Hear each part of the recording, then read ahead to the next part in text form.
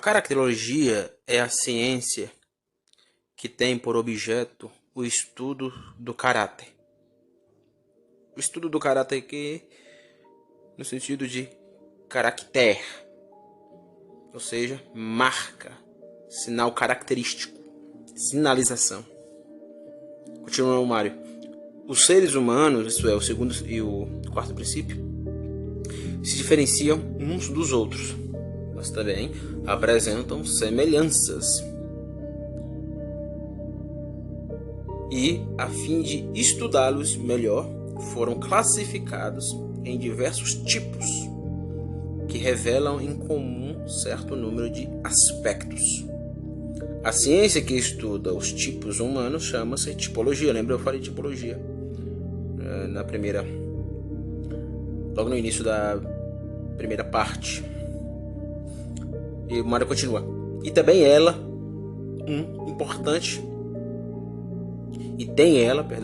um importante papel nos estudos caracterológicos.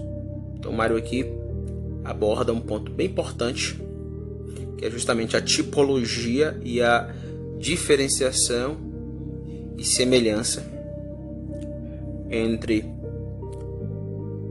o eu-outro, o outro-eu. Ou seja, é a correlação do segundo princípio com o terceiro princípio, dentro do terceiro princípio. A correlação do segundo princípio com o quarto princípio dentro do terceiro princípio, melhor dizendo. Enfim, o que o Mário Ferreira dos Santos nos coloca aqui? Primeiro ponto, há uma diferenciação dos corpos sinalizados, ou seja, há um diferenciar-se. Segundo, há uma conformização. Essa conformização é a semelhança, isto é, há uma conformização de corpos sinalizados, conformizar-se. E por fim, é dessa dualidade, diferenciação e conformização, que temos o foco. Que foco?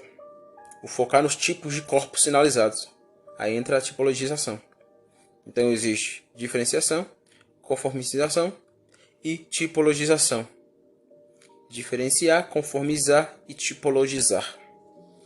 Então, quando a gente olha para a caracterologia, a partir desses operantes, um tema acaba nos tomando, que é os reducionismos caracterológicos. Então, não devemos olhar para a caracterologia de modo reducionista, porque não é só o homem de caráter e o homem sem caráter. Não é somente isso. Isso é reduzir a caracterologia. Não é só criança que tende a determinado caráter e outra que não tende a determinado caráter. Não é só isso. Não é só distinção entre caráter, temperamento, caráter. Não é só isso. É mais. É muito mais. A caracterologia, por exemplo, trabalhando aqui o caráter e o temperamento, unifica ambos. Eu vou falar do temperamento, daqui a pouco eu vou dar a minha opinião sobre o temperamento, né? O tempero da persona. E por fim, não é só caráter imprimitivo. Por exemplo, os pais imprimindo determinado caráter no filho. Caracterologia não é só isso. Caracterologia é muito mais profundo. Como o Mário coloca, caracterologia é o estudo do caráter. É estudo da sinalização, da marca na alma e no espírito, na alma, na physique e na nous e na physique.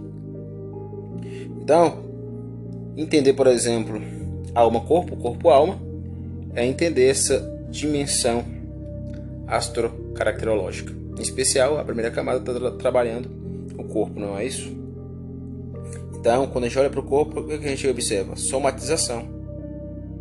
Então, a partir da somatização, corpo, que tem alma, enquanto psique, surge postulados de relação ferreiriana, que são 5 postulados. Esses postulados você vai encontrar no livro Curso de Integração Pessoal do Mário Ferreira dos Santos.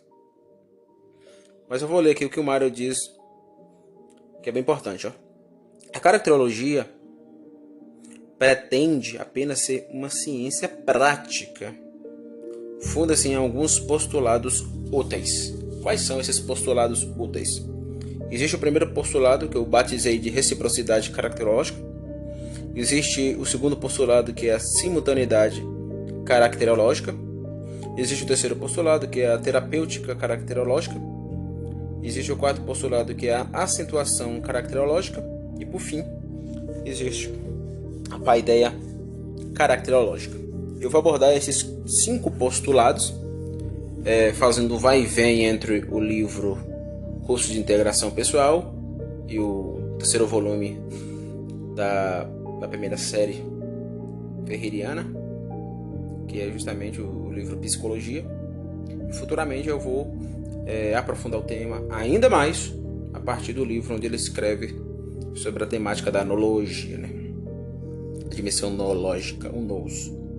Então vamos começar pela reciprocidade caracterológica. O que essa caracterologia interaturante, recíproca, tem a nos dizer hoje? No curso de integração pessoal, o Mário ele vai abordar essa reciprocidade, esse primeiro postulado caracterológico. Eu vou ler aqui, abre aspas. Reconhecer a caracterologia, a reciprocidade do psíquico e do físico, assim como o psíquico pode adoecer de males de origem física, também o físico pode sofrer de males de origem psíquica, assim como uma grave enfermidade pode abalar o espírito, uma imaginação descontrolada pode afetar o físico. Então veja que o Mário está trabalhando o corpo, o físico, astro, caracterologicamente falando. Então o corpo aqui é muito importante. Então quais são os enunciados que a gente encontra aqui nessa citação? A dinâmica dualística, a antinomia psíquico e físico. Ou seja, há uma atuação do psíquico com o físico e do físico com o psíquico. O psíquico pode adoecer de males vindo do físico e o físico pode adoecer de males vindo do psíquico. E o Mário colocou, né?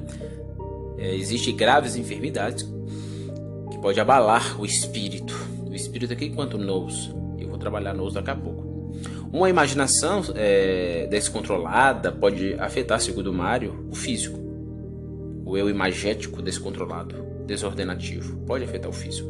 Então aqui são alguns postulados em cima desse grande mega postulado, subpostulados, que a gente encontra nessa citação sobre a reciprocidade que o Mário trabalha no livro Curso de Integração Pessoal. Mas eu quero esclarecer aqui um ponto: o físico e o psíquico e o físico.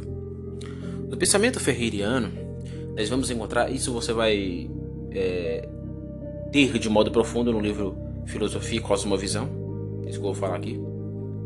Então, se você quer um aprofundamento, leia esse livro. Quando a gente observa a realidade, ela possui duas dinâmicas que o Mário vai trabalhar metafisicamente. O Mário é metafísico, para quem não sabe.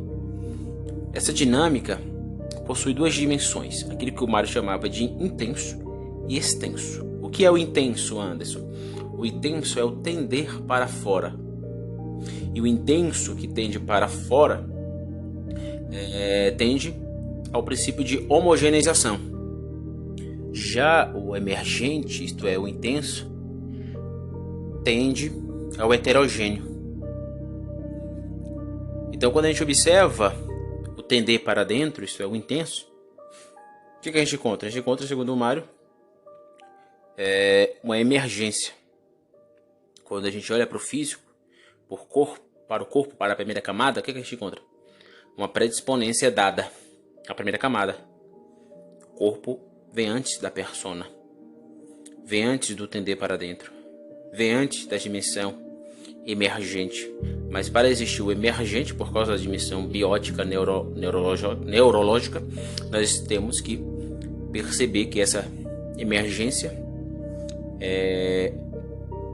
coaduna com a predisponência cronotopicamente. Então, no acontecer, o emergente e o predisponente se encontram. Então, o psíquico e o físico se encontram na cronotopia do corpo existente, prefixado aí e agora. Então, acho que dois conceitos importantes no pensamento ferreriano é justamente esse: o intenso, que é a emergência, que tende ao heterogêneo, e é emergência enquanto qualitativo. O qualitativo aqui é acessado pela intuição. Já o predisponente, que é o tender para fora, o extenso, temos o quantitativo e é acessado pela razão. Então, um é acessado pela intuição, outro é acessado pela razão. Um possui a dimensão heterogênea, o outro a homogênea. Um é predisponente, o outro é emergente. Um é extenso, o outro é intenso. Então, o psíquico e o físico possuem essa correlação: emergente, predisponente, predisponente, emergente. Então, quando a gente observa essa dinâmica, nós vamos observar que o Mário ele trabalhava a dimensão da nous e da psique.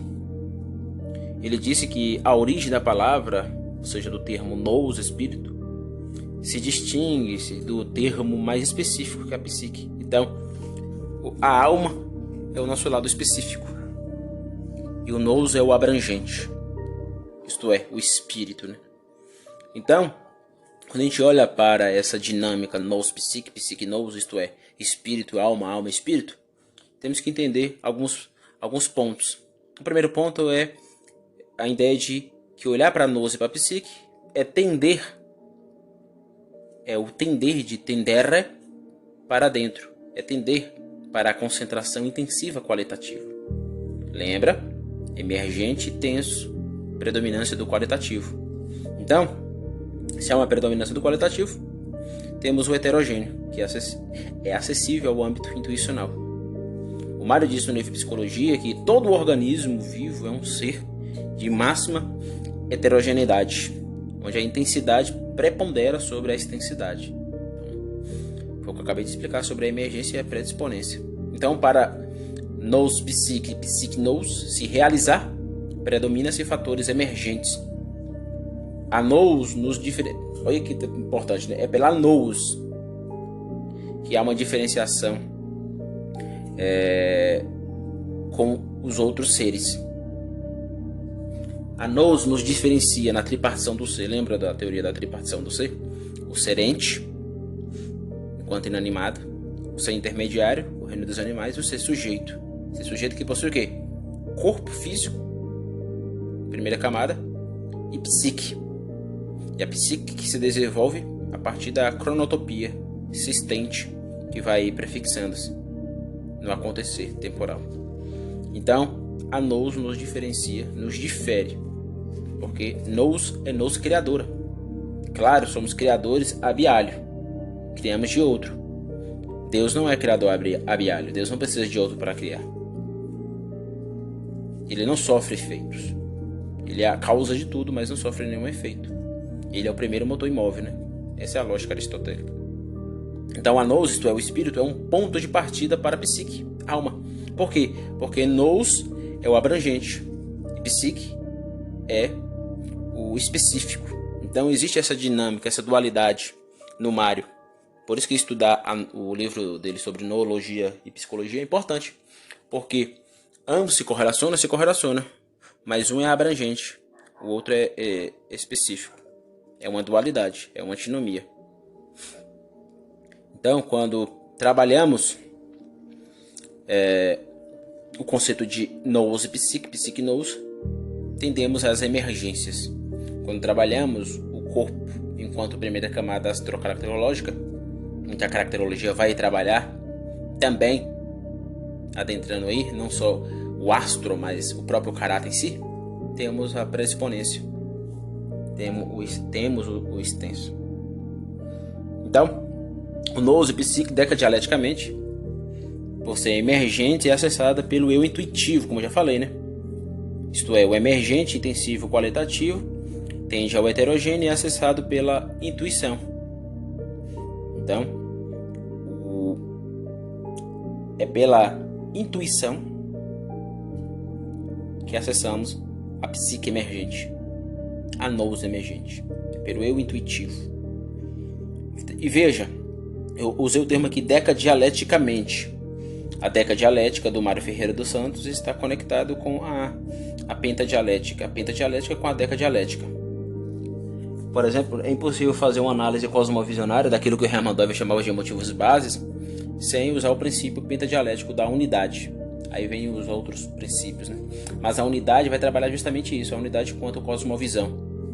Eu aplico a pentadialética na cosmovisão da filosofia quadrante. Qual é a unidade, pentadialeticamente falando, da filosofia quadrante? Criação e queda. Queda e criação. É uma antinomia, é uma dualidade. Enfim, quando observamos, eu não vou entrar nesse tema agora, né? Quando observamos o nous e a psique e o nous, e entendemos a essa emergência, temos que psicologicamente observar alguns princípios elementares no pensamento do Mário Ferreira dos Santos, que é a sua ideia de tripla intuição, que possui uma a priori e uma a posteriori, uma a priori unitivo e uma a posteriori polarizante. Por que unitivo? Porque tudo começa na sensibilidade, depois passa pela polarização da afetividade e da intelectualidade. Então Mário vai usar essas três dimensões de intuições, trabalhando a psique, a psicologia. Consequentemente, ele vai correlacionar isso também com a noologia, né? E quais são, Anderson, essas três dimensões de modo mais claro e objetivo? O que você deve entender? Que existe a sensibilidade, a afetividade e a intelectualidade. A sensibilidade vai trabalhar o a priori. Esse é o primeiro ponto. A sensibilidade é o a priori. E o que é o a posteriori? É a polarização entre a afetividade e a intelectualidade. O Mário vai chamar isso de sensibilidade de intuição sensível. Já a polaridade da afetividade e intelectualidade, o Mário vai batizar de intuição pática, isto é, a afetividade, e intuição intelectual, a intelectualidade. Então existe uma tripla intuição, com um a priori e dois a posteriores. Dois a posteriores que se polarizam-se. Então existe uma polarização aqui entre o pático e o intelectual e o pático. E dentro de cada intuição, seja ela intuição sensível, intuição pática ou intuição intelectual, existe também antinomias. Então vamos começar pelo o a priori. O que é o a priori para o Mário Ferreira dos Santos? Esqueça o Kant aqui. Esqueça o Kant. O a priori é a sensibilidade. É a intuição sensível. A intuição sensível, ela possui uma polaridade de prazer-desprazer. Por quê? Porque é na sensibilidade que temos que entender os instintos do corpo. Então, a primeira camada da personalidade, ao ser dada, ao nascer, ela possui uma estrutura relacional de Morfer-Rillet, é uma primeira dualidade, é uma unidade quanto corpo aí dado, e possui essa correlação Morfer-Rillet, ato, potencial, potência, material. Essa correlação vai trabalhar os graus de proporcionalidade, de pequena e grande determinabilidade e determinação, e macro ou grande determinabilidade e determinação. Então, o macro e o micro, o pequeno e o grande. Então, quando a gente observa o corpo